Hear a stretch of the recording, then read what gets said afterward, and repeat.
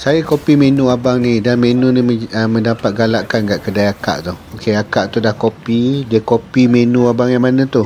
Burger canai. Burger canai tu dia tiru, dia buat kat kedai dia, laku keras kat kedai dia. Alhamdulillah.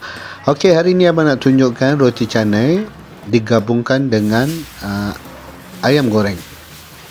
Kat kedai abang nama menu ni adalah Cika Wrap.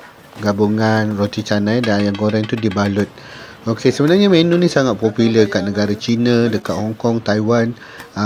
Diorang dah sampai ada franchise sendiri. Franchise nama kedai dia Liang Sandwich.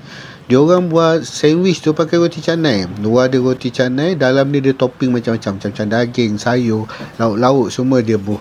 So, ni lagi satu idea yang abang boleh bagi korang cara buat kat kedai korang. Mudah-mudahan kedai korang laku keras macam akak tu tadi. Kedai dia buat burger canai. So, ni ayam goreng. Korang jangan tak takut mencuba. Try menu baru, try jual, try campaign kan. Dekat kedai abang dah macam-macam menu. Dah lebih dekat 50 menu. Ni salah satu korang boleh tiru dan korang boleh cuba buat. Mana tahu boleh laku keras kan. Dengan menu ni korang boleh pergi haji. Dapat abang commission sikit. Okey, korang boleh cuba menu ni kat kedai abang, nama dia Cika Wrap. So korang boleh namakan apa saja, ayam balut ke, terpulang kat korang kan. Okey, selamat mencuba. Menu ni sangat sedap. Jumpa lagi. Bye bye.